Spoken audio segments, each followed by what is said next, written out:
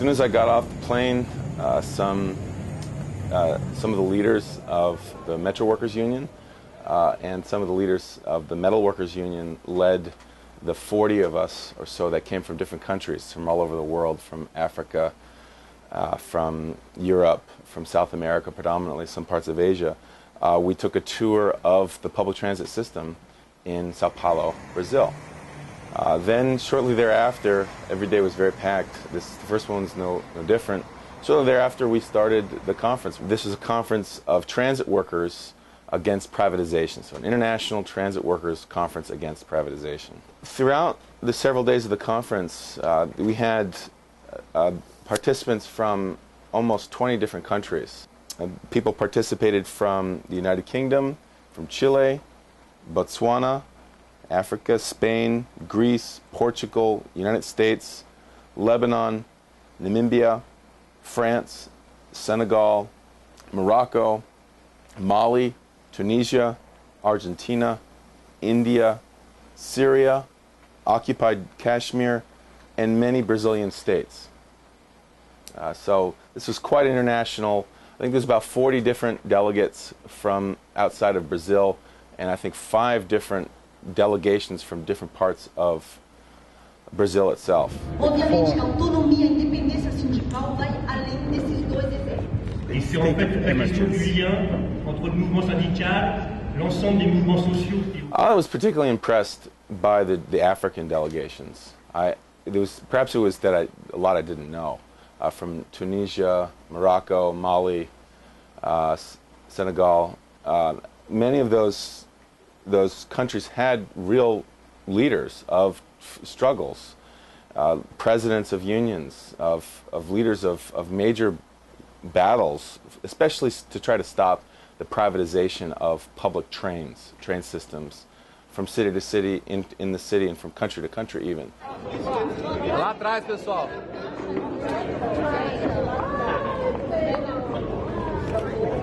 We also had delegations from Mexico that came for a report back on a Monday night, 3rd, 4th day of the conference. And as you know, well, as many people know, there's very open battles, especially with the teachers, mass strikes in that country, in Mexico. That was an important report back. En France, la législation sociale, ce qu'on appelle la législation sociale, le droit du travail des travailleurs et des travailleuses, repose. The French delegation was a sizable delegation. They have their group had a lot of connections with the Africans, especially the rail workers in Africa. Some of their unions, direct connections was very strong, very important. And of course, there's been a 4 or 5 month battle with the government in France to stop this degradation of the labor code in France. And so there was some very important report backs about that. I shared a few beers with some of the delegates from UK, and they were some of the only native English speakers. So we had a few Africans, a few North Americans, and a few from the British Isles, Wales. They were some of the leaders of the rail workers union in the British Isles. Of course, at this time, there had just been the Brexit vote, and so we had some very serious political discussions about what was going on there, and they also brought it up during the convention, as did one of the American delegates. Nosso secretário-geral, agora na última conferência da OIT, fez uma grande exposição contra esses processos de privatização no mundo, exatamente. Obviously, this was an attempt to bring solidarity from nation to nation among transit workers.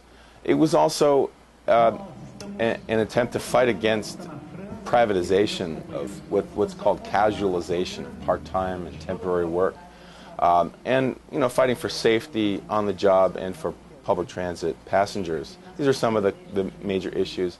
Out of the end of it, there was several formal resolutions that have a resolution about my case, about my illegal termination as a bus operator and as a union steward from Chicago. And there was also resolutions about what was going on in France, what was happening in Africa, all over the world. We were taking this as a body that could make some some political arguments internationally and begin to develop ties. Furthermore, lastly, there was some attempts, and we're speaking about that right now, about trying to have days of action. So an international day of action for transit workers, international day of action against privatization of public transportation, things like that were discussed and formally voted on.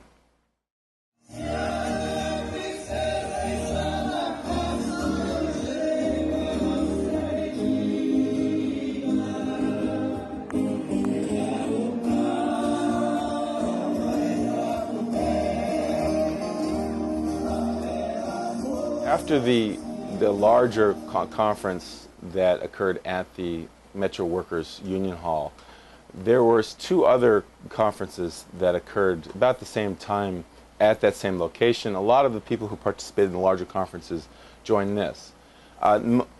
Many of them were rail workers. They were from rail worker unions around Latin America, Africa, and also Europe. And there was a larger group that was associated with a group called Rail Workers Without Borders. And they're predominantly located in Africa, Western and Northern Africa, some parts of Southern Africa, and as well as Europe, particularly France and Spain, but other places. That it was also in conjunction with another organization that was not just rail workers, not just transit workers, but it was an international labor union solidarity group called International Labor Union Network for Solidarity and Struggle. And so those organizations were coming together, and we had, we put around our chairs for a meeting, probably 20 to 40 people, depending on the day. And each country had its moment, its time to give a report.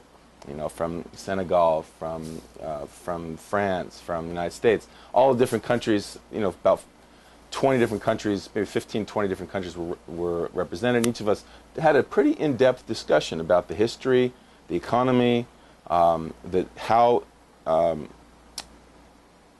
of the industries were made private from public, and then fought back to make public again. Donc, ce qui fait que les syndicalistes du Mali, du Sénégal, de l'ex-Soudan, en fin de compte, réunis, ont fait une lutte de 5 mois. The strike lasted 5 months, and it was carried out in what's today Mali, Senegal, and Sudan.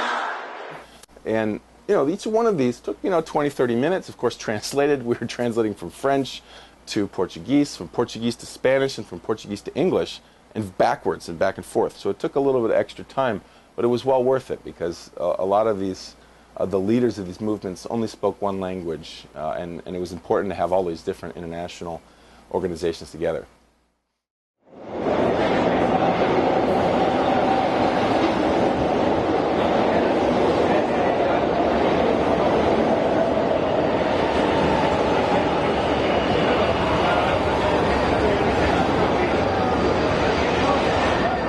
São Paulo is a huge city. It's one of the top 5 largest cities in the world, and certainly the largest in the South American continent. I think the greater São Paulo area is something like 19 million people, and Brazil is a place about 200 million people. It's a major financial center. It's a major industrial center. It's a significant city, no doubt about it. They also, in the city, the public transportation is a major part of it as well. I'm from Chicago. We have the second largest public transportation system in the United States. We move about 1.5 million people a day. They move their public transportation. It's been privatized among the buses since the 90s, but between the public buses and the trains, about 9 million people a day are moved in São Paulo. So it's a much larger city. It's a much larger transportation system. And of course, they also have their cars too. There's a lot of vehicles being used. Major problems with traffic. We think we got a problem in Chicago. They have a bigger problem. The problem is many drivers in the United States don't look before they turn. Yeah. And then there's accidents with the motorcycles. Yeah. But here, since there's so many motorcycles, here he comes. See. Here, because there's so many motorcycles, the drivers are trained to watch out for them. This is Sao Paulo traffic. Yes, dangerous. I also got to visit a lot of the transit hubs in Sao Paulo, but also São José dos Campos, which is about an hour away. It's a major industrial town, about 800,000 people. And I got to visit both the bus depots and the train depots, and also where workers worked. I took out the buses and trains in both of those cities and their surroundings.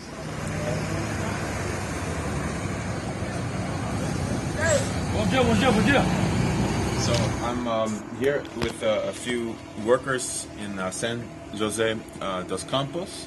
We're just outside a bus terminal of about 500 bus drivers. And John is one of the bus drivers here. Eu sou João Sabino, motorista de ônibus. Aqui temos um apelido, né? Como eu acredito que tenham lá também. Meu apelido aqui é Zóio de Gato, conhecido como Zóio de Gato. Sou motorista. John, could you talk about some of the differences that we've talked about between the United States and here for bus drivers? So you have how many people are on the bus, the second driver, the hours you have, some of the things. As funções do trabalhador aqui é bem diferente da de vocês lá. Você falou que há um tempos atrás lá tinha cobrador.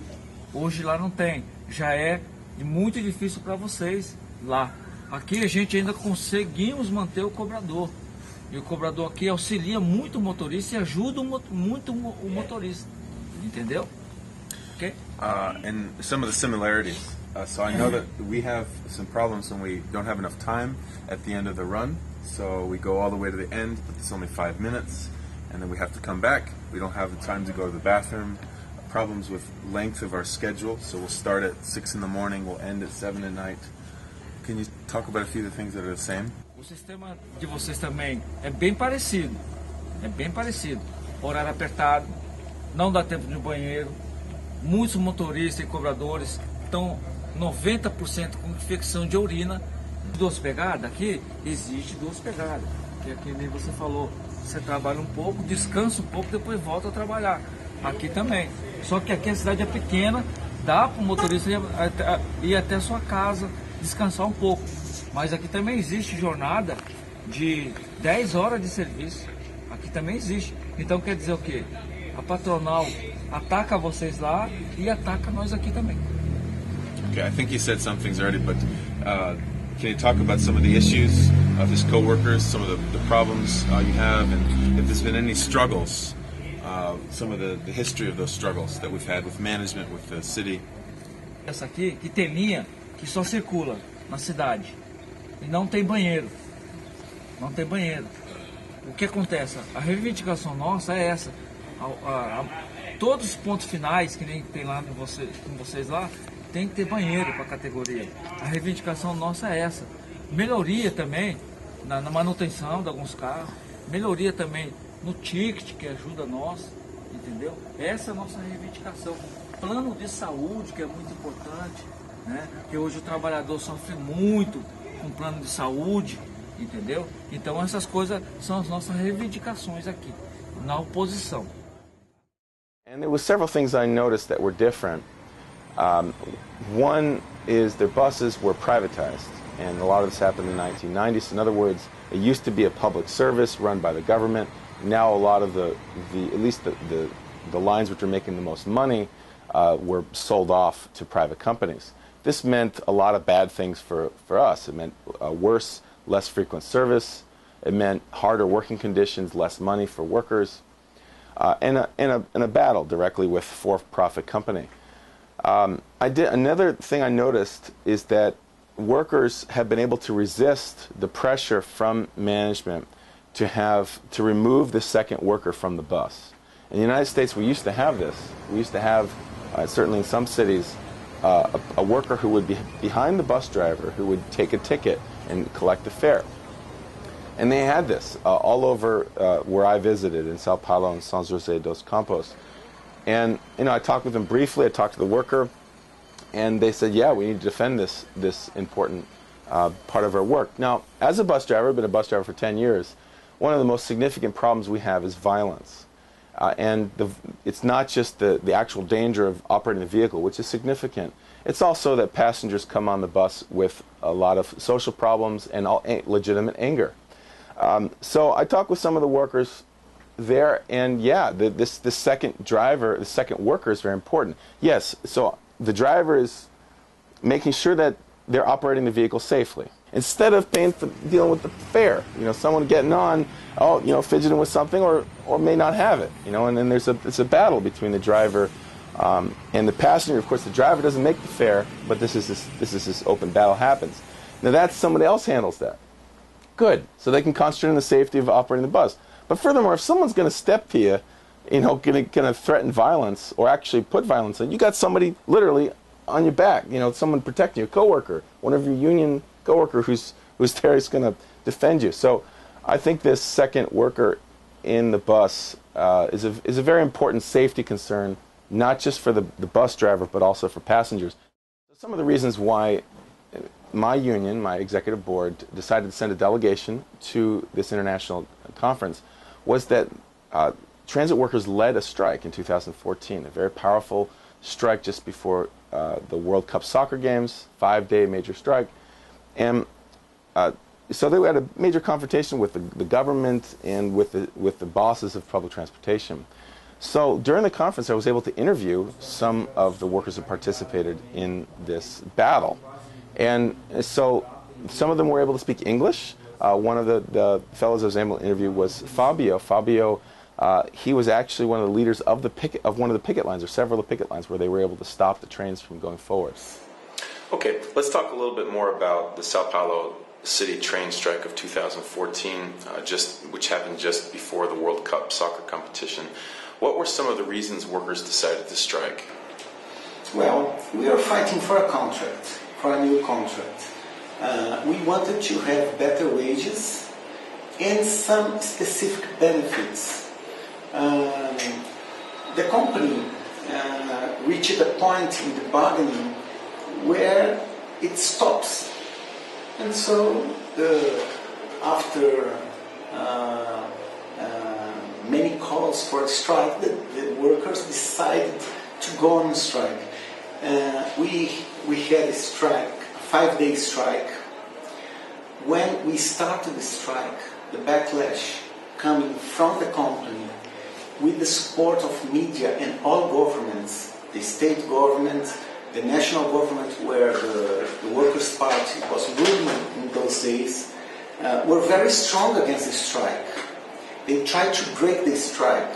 For the first time, they sent riot police into the stations to carry out repression against the strikers, against picket lines, and on top of that, they used the courts to declare the strike abusive, what opens the way for dismissals. The union got a very big fine that affected all the money of the union, and 42 of us were fired. Of these 42, 2 were immediately reinstalled, and 3 others we managed through the courts to bring them back. Now we are 37, and we won in the courts in the first level, the second level, and now our suit is going to the last level of labor courts, which we expect in 1 year or 2 will decide the same of the other ones, which is to reinstall all of us. During the strike, every day we had mass meetings where any issue related to the strike was addressed by the workers.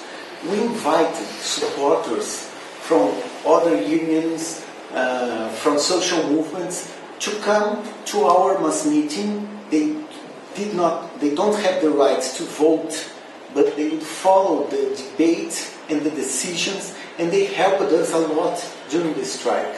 We also called the other labor federations to come to our meetings. Many of them come.